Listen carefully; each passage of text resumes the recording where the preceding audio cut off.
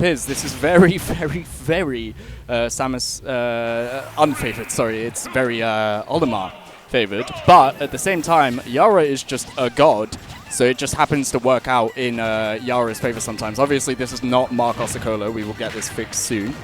In the meantime, I would like to talk about the matchup a little bit. Like, obviously, common knowledge for this matchup to be very, Olimar favored. But at the same time, I was chatting to Uame before the game, set actually started, and he saw Yaura progress bracket to have to play against Uame next. And Uame was like, I don't like the fact that I have this, general consensus pressure of the fact that I have to win this matchup. You know? Even if a +2 is a +2, when you're fighting the best character in the world of that character, sometimes it does get a little scary, and the pressure is definitely most certainly on your side, even at a local. So hello. Hi. Sorry for. I had to just give some information here. Sure. But in any case, I love this match in general because this matchup's particularly is seen as the worst matchup for Samus by far in the game. Yaura, however, or Yaura, has actually beaten Uame before. Yes. And people in America and in Europe were watching that match, and they were just thinking, how? Yaura makes this matchup just look very, somehow doable for Samus, which is weird to say. Well, I mean, there's a very standard, common, I don't know, it's almost like a meme at this point within the Japanese community about how, Samus's strengths are in her long-range distance, and her strengths are also in the short-range distance. She literally has no... It's like the Japanese version of the Bowser Jr. has no weaknesses meme, but it's for Samus. Which is how Japanese people basically interpret this character. It's just an absolute god of a character where anything is accomplishable, especially under the hands of Yaura. But Uame fighting back, still doing good. I mean, yeah, and I think this is the hardest part of the matchup probably, where if you give Olimar any kind of lead, it's incredibly hard to just come back because it's so easy for Olimar to just rack up the damage, roll with it, and just go. Because even Yaura has to take the stock now, basically, to make a good chance for a comeback. And that's the hard part, where Uame could just run away with it, and just win the game on that. Yeah, I agree completely. But this is where Yaura has to play especially a lot more of a physical game whenever Uame kind of likes to step back. Yeah. Having said that, though, Uame managed to rack up a ton of damage with these aerials here, Lapez. Yeah, and this is the hard part.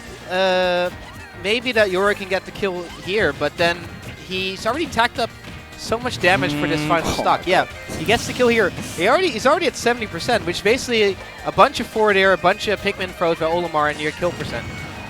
That's a white connecting onto Yaura, and a blue just to rack up that extra damage. Pulling out the neutral get up, and Yaura gets absolutely no say in that first game.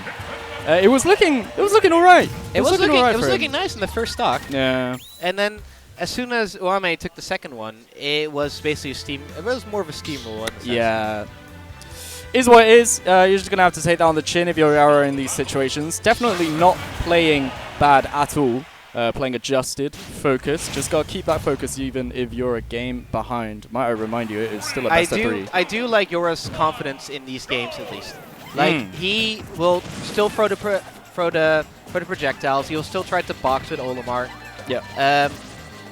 Not always successful, but at least here, see up B, he tries to just get in. He tries to do he tries to put his setups on.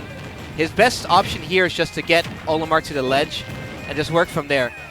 I feel like the way that Yaura just charges in with aerials is so unconventional, just because a lot of Samus's aerials are laggy, yeah. except for forward airs. If you look at different Samus players like Siski, or US Samus players, they try to just charge more charge shot.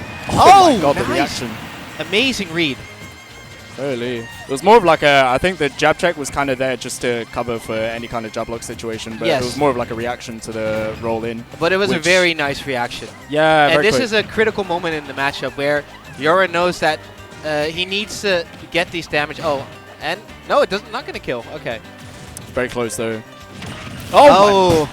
I guess he only had one course of recovery there from that angle, and Uame committing to everything. Working out. Footstool, but obviously going to be able to come back. Good damage. Oh Nice my god. there. Like the damage output from Yaura, the way that he gets his damage with like down airs and back airs is so precise. I'm always so impressed every time I watch this guy play. I'm always impressed by watching him. There is always a moment. There are a lot of moments in the matches that he plays where I think it's over. He's not going to make a comeback, and he somehow finds these reads, finds these moves, and it just works out. And you think, how can he do it? And I think of all the Japanese players, he impressed me the most with his ability to make comebacks. Yeah, the physical game from Yaura most certainly working out. That DI was a little suspect, but, you know, we'll keep it pushing. Well, we'll take that. So now it's a nice relief for him. He can take the second game. Sure. Yaura just needs to keep the stock here. Uame has purple, but he's going to use it very carefully. Landing there into reading the air dodge. Up smash not killing. Yeah, no rage, unfortunately. That yellow completely... completely absorbing the charge shot. Yeah, he did not care about that charge shot. Yeah, that's crazy. that's a troublesome part of the matchup where basically the Pikmin can just soak all the damage and everything from the charge shot. So the charge shots have a very limited use in this matchup. Yeah, but Yaura doesn't care. He's already put him 87%. Yaura doesn't care if the charge shots work or not. Oh, nice. Wow, the back hit from there connecting. That is a little unfortunate on Uame's end, but still, that's the type of thing that Yaura's going to need if he wants to get himself to Game 3 at this point. Uame practically on one last hit. Yeah. Gets an F smash. That's quite a brave call out, but manages to work out.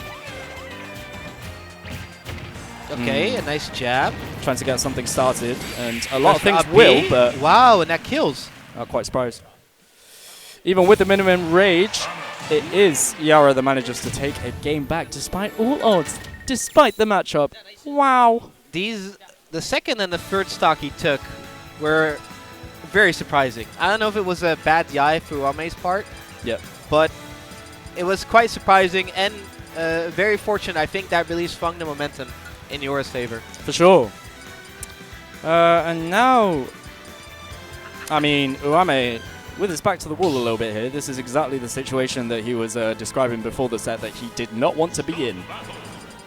I like this thing that Japanese players do in the third game where they just music counterpick as well to stages. You need the music counterpicks, bro, especially when you're on stream. I feel like every time anyone is on stream ever, even if you're a guy that doesn't really care about, like, you know, the music when you're playing, even if you're not even listening to the music like that whenever you're playing. Like, if you're on stream, you gotta let them know. You gotta let them know what your favorite tunes are. Well, I think this is very characteristic for the Japanese scene, because you don't really see this in the West, at least. Yeah, I don't know.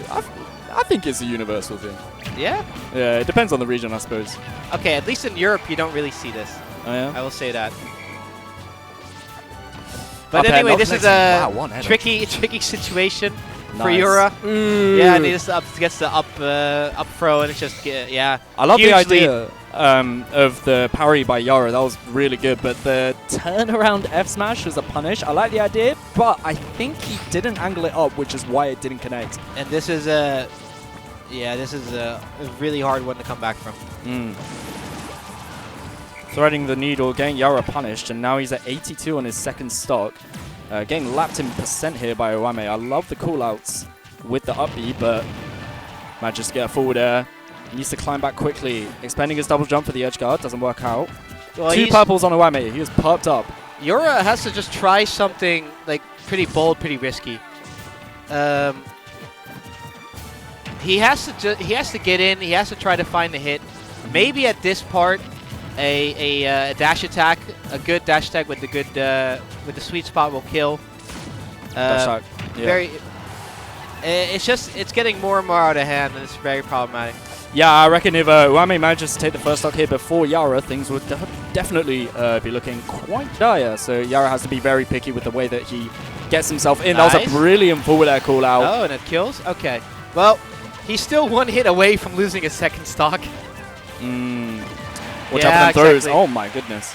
That was a brilliant idea with the yellow Pikmin, actually, because it would have completely gone through any charge shot that would have come Uame's way. So that was actually hella smart. Oh my god, the damage. What the hell? 80% damage in one combo. Jesus Christ. Who forgave this character, bro? Oh my god. That was such an intricate moment there with the jab one dash tag. Yeah, sure, buddy. People forget about when. Yeah, Wow, nice. yeah, now Smash doing it. Yeah, when people talk about broken characters or very strong characters in this meta, they always talk about the Steve, the Game & Watch, Sonics, perhaps the Min Min, but people always forget the crazy damage output that Olimar has as well. I just dropped my phone. Yeah, you did. Yeah, no.